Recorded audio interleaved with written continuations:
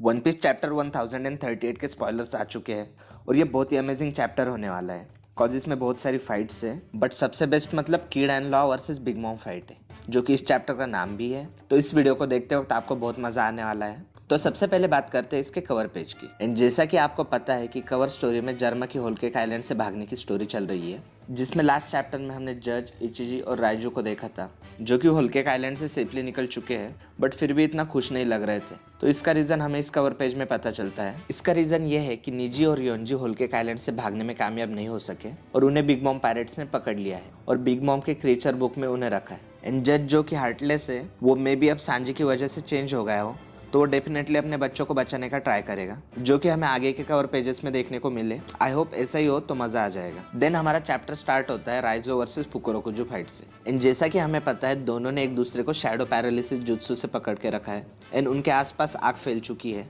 तो वो आग दोनों को ही लग चुकी है बट फिर भी वो लोग अपना जुत्सु रिलीज नहीं कर रहे हैं एंड ऑब्वियसली नहीं करेंगे कॉज वो लोग निंजाज है एंड हम सबको ही पता है निंजाज कितने डिटर्मिनेंट होते हैं। एंड ये फाइट एकदम सही डायरेक्शन में जा चुकी है कॉज देखो राइजो ने ऑलरेडी बहुत गर्मी सही है एंड उससे भी इम्पोर्टेंट मतलब ओडन, मतलब वो बंदा जिसे राइजो अपना आइडल एंड सब कुछ मानता है, वो राइजो को बचाने के लिए पूरा 1 घंटा उबलते हुए तेल में खड़ा रहा था एंड वो भी राइजो के सामने। एंड ये फाइट राइजो के लिए बहुत इंपॉर्टेंट है कॉज सबसे पहले तो ये फाइट ओडन के लिए है, देन वानो को बचाने के लिए है जो कि ओडन का सपना है। एंड फुकुरोकुजु ने ओडन की इंसल्ट की है तो राइजो का गिव अप करने का कोई चांस ही नहीं है।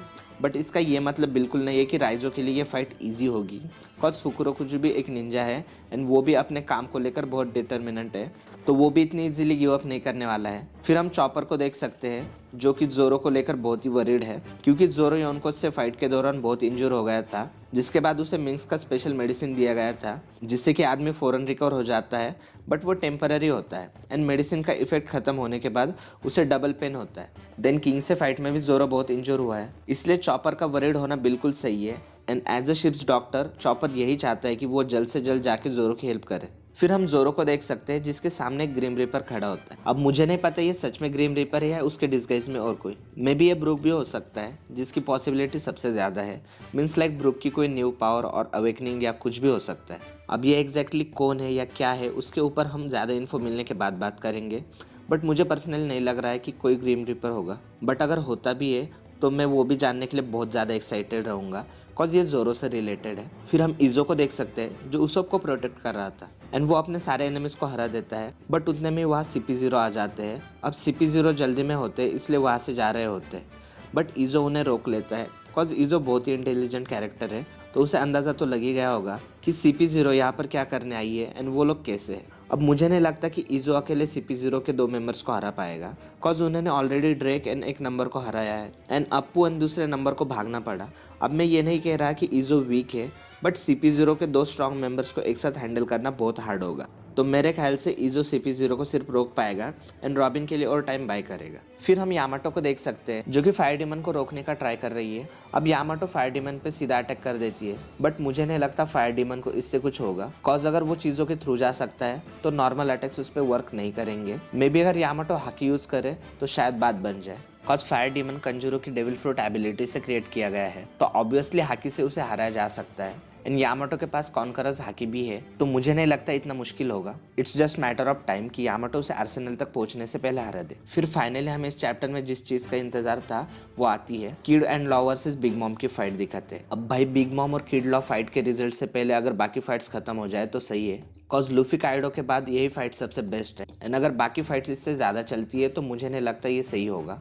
अब मैं सेम जोरो एंड सांजी के फाइट के लिए भी सोच रहा था बट जैसे कि हमें पता है जोरो एंड सांजी दोनों के पास टाइम कम था तो वो फाइट जल्दी रैप अप होने वाली थी, बट जल्दी भी हुई हो फिर भी बहुत अमेजिंग थी। अब हमें यहाँ दिखाया जाता है कि बिग मॉम ने किड और लॉ को हरा दिया है और वो काइडो की तरफ जाने वाली है बट तभी किड और लॉ उठते और उस पर अटैक कर देते। अब अगर लॉ और किड हार जाएंगे तो लूफी से 2 योनकोज हो जाएंगे एंड अगर ऐसा होता है तो लूफी के जीतने के कोई चांसेस नहीं है एंड अगर लूफी दोनों योनकोज को हरा भी देता है जो कि अभी के लिए इम्पॉसिबल है तो लूफी बहुत ओवर पावर हो जाएगा एंड लॉ एंड किड का वानो में आने का कोई सेंस ही नहीं बनेगा, इसलिए ऐसा हो ही नहीं सकता। और इसलिए किड एंड लॉ कहते हैं सुनो ओल्ड लेडी अगर हम मर भी जाते हैं फिर भी हम तुम्हें रूप पे नहीं जाने देंगे। कॉज ऑब्वियसली उन दोनों को पता है ये फाइट कितनी इंपॉर्टेंट है एंड वो बिग मॉम का रूप पर जाना अफोर्ड नहीं कर सकते, इसलिए वो लोग अपना 100% देने वाले हैं। इसलिए ये फाइट बहुत ज्यादा अमेजिंग होने वाली है। अब लॉ और किड के इस डायलॉग के बाद मुझे ऐसा लगा कि किड और law straw hats and same उनके जैसे ही बात करते हैं। जैसे कोई भी स्ट्रॉ हैट लूफी पे फुल ट्रस्ट करता है एंड कुछ भी करके लूफी के फाइट के बीच में किसी को भी आने नहीं देते हैं ना, किड और लॉ भी सेम वैसे ही कर रहे हैं एंड उन्हें लूफी पे पूरा भरोसा है। बट अब वो ये तो नहीं कह सकते ना कि लूफी पायरेट किंग बनेगा। और पता है सबसे बेस्ट चीज क्या है, नेक्स्ट वीक कोई ब्रेक नहीं है। अब लास्ट चैप्टर के बाद एक वीक तो ब्रेक था ही, बट चैप्टर 1037 था भी उतना ओपी, जिसमें लूफी और काइडो की बहुत ओपी फाइट दिखाई गई है। एंड अगर आपने वो वीडियो अभी तक नहीं देखा है तो आप यहाँ से देख सकते हो।